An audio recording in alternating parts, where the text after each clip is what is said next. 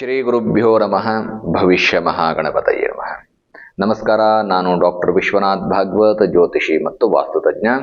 ಸ್ನೇಹಿತರೆ, ಆಗಸ್ಟ್ 2025 ಕನ್ಯಾ ರಾಶಿಯ ಮಾಸ ಭವಿಷ್ಯವನ್ನು ನೋಡ್ತಕ್ಕಂತಹ ಸಂದರ್ಭ. ಮೊದಲಿಗೆ ಒಂದಷ್ಟು ಲಕ್ಕಿ ಡೇಟ್ಗಳನ್ನ ಹೇಳ್ತೇನೆ, ನೋಟ್ ಮಾಡ್ಕೊಳ್ಳಿ. ಲಕ್ಕಿ ಡೇಟ್ಗಳು ಹೀಗಿದ್ದಾವೆ: 5, 6, 7, 10, 11, 12, 14, 15, 16. ಇನ್ನೊಮ್ಮೆ ಹೇಳ್ತಾ ಇದ್ದೇನೆ, ಲಕ್ಕಿ ಡೇಟ್ಗಳನ್ನ ನೋಟ್ ಮಾಡ್ಕೊಳ್ಳಿ. 5, 6, 7, 10, 11, 12, 14, 15, 16. ಹಾಗಾದ್ರೆ ಅಶುಭ ದಿನಾಂಕಗಳು ಯಾವ್ಯಾವುದು ಅಂತ ನೋಡಿದ್ರೆ 8, 9, 17, 18, 25, 26, 27. ಇನ್ನೊಮ್ಮೆ ಹೇಳ್ತಾ ಇದ್ದೇನೆ, 8, 9, 17, 18, 25, 26, 27. ಇದು ಅಶುಭ ದಿನಾಂಕಗಳು. ಈ ದಿನಾಂಕದ ಆಧಾರದ ಮೇಲೆ ನಿಮ್ಮ ಯಾವುದೇ ರೀತಿಯಾದಂತಹ ಕೆಲಸ ಕಾರ್ಯಗಳನ್ನಿದ್ರೂ ಕೂಡ ಶುಭ ಡೇಟಲ್ಲಿ ಒಳ್ಳೆಯ ಕೆಲಸಗಳನ್ನು ಮಾಡ್ಕೊಳ್ಳಿ. ಅಶುಭ ಡೇಟ್ ಇದ್ದಾಗ ಸ್ವಲ್ಪ ಒಳ್ಳೆಯ ಕೆಲಸಗಳನ್ನು ಅವಾಯ್ಡ್ ಮಾಡಿ. ಹಾಗಾದರೆ ಮಾಸ ಭವಿಷ್ಯವನ್ನು ನೋಡ್ತಾ ಹೋಗೋಣ. 3 ಮತ್ತು 8ನೇ ಮನೆ ಅಧಿಪತಿಯಾಗಿರತಕ್ಕಂತಹ ಕುಜ 1ನೇ ಮನೆಯಲ್ಲಿ. ಜನ್ಮಸ್ಥ ಕುಜನಿಂದ ಭೂಮಿ ಯೋಗ, ಭೂಮಿಯಲ್ಲಿ ಅಭಿವೃದ್ಧಿ ಅನ್ನುವಂಥದ್ದನ್ನು ಕಾಣ್ತೀರಿ. ಪಿತ್ರಾರ್ಜಿತವಾದಂತಹ ಆಸ್ತಿ ಪ್ರಾಪ್ತ ಮಾಡಿಕೊಳ್ತಕ್ಕಂತಹ ಯೋಗ, ಹಿರಿಯರಿಂದ ಬರಬೇಕಾಗಿರ್ತಕ್ಕಂತಹ ಯಾವುದೋ ಸಂಪತ್ತು, ಯಾವುದೋ ಆಸ್ತಿ, ಅದು ನಿಮ್ಮ ಕೈ ಸೇರುವಂತಹ ಎಲ್ಲ ಲಕ್ಷಣಗಳಿದ್ದಾವೆ.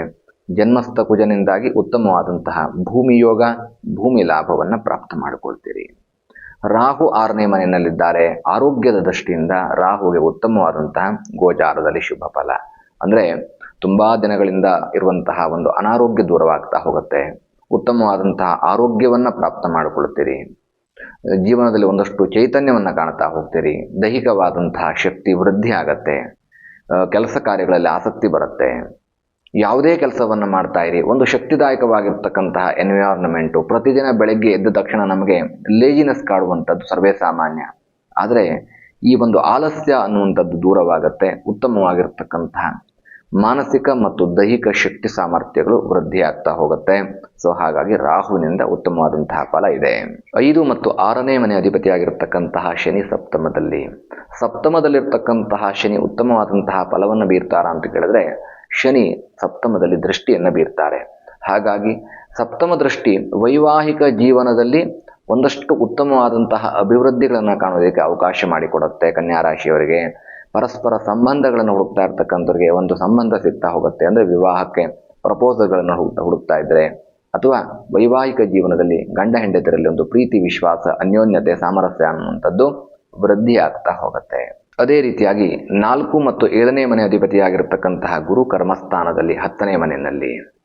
ನೋಡಿ, ಕರ್ಮಸ್ಥಾನದಲ್ಲಿರ್ತಕ್ಕಂತಹ ಗುರು ಗೋಚಾರದಲ್ಲಿ ಉತ್ತಮವಾದಂತಹ ಬಲವನ್ನು ನೀಡದೇ ಇದ್ದರೂ ಕೂಡ ಉದ್ಯೋಗ ಕ್ಷೇತ್ರದಲ್ಲಿ ಇರುವಂತಹ ಅಡೆತಡೆಗಳು ದೂರವಾಗ್ತಾ ಹೋಗುತ್ತೆ.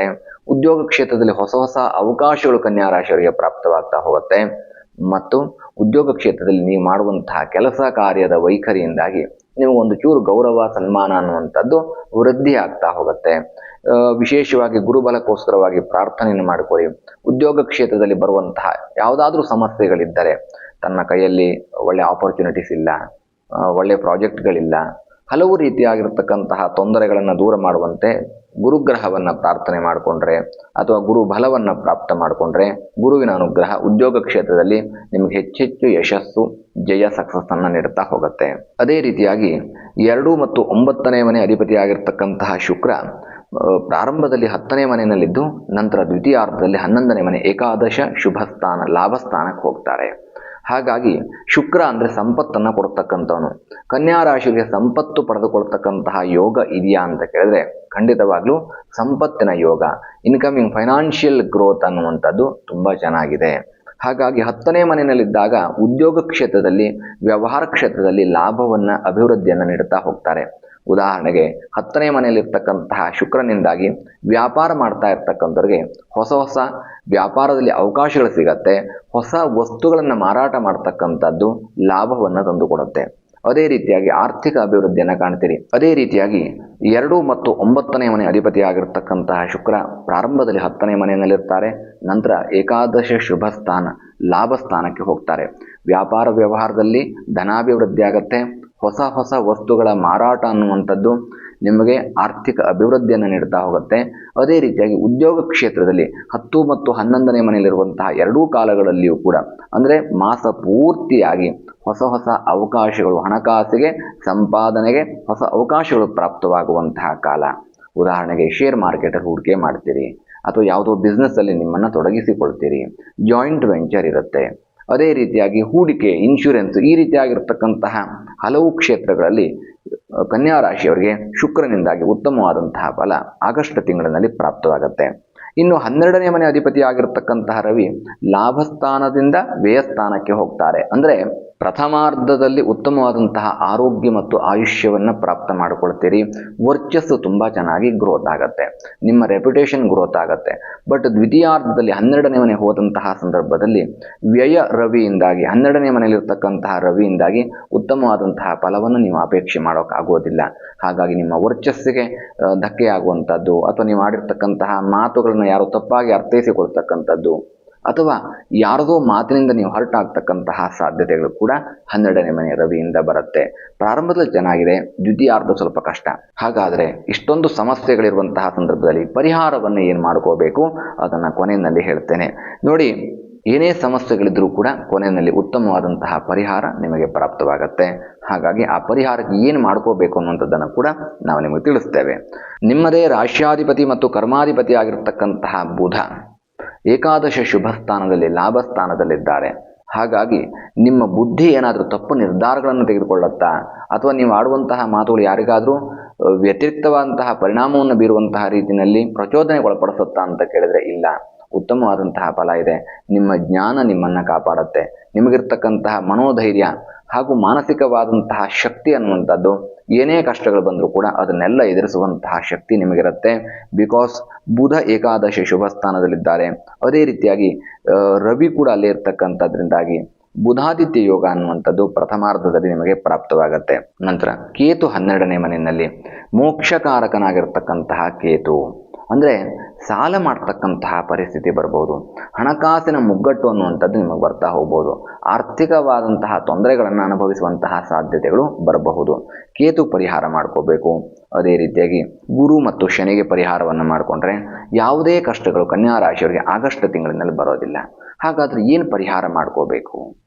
ಪ್ರತಿ ತಿಂಗಳು ನಾನು ಸಂತೋಷದಾಯಕವಾಗಿ ಬದುಕಬೇಕು, ಯಾವುದೇ ರೀತಿಯಾಗಿರತಕ್ಕಂತಹ ದುಃಖಗಳಿಲ್ಲದೆ, ಚಿಂತೆಗಳಿಲ್ಲದೆ ನಾನು ಸಂತೋಷದಾಯಕವಾಗಿ ಬದುಕಬೇಕು ಅಂತಂದರೆ ವಿಶೇಷವಾದಂತಹ ಒಂದು ಮಂತ್ರದ ಜೊತೆಗೆ ಒಂದು ಪ್ರಯೋಗವನ್ನು ಹೇಳಿಕೊಡ್ತೇನೆ.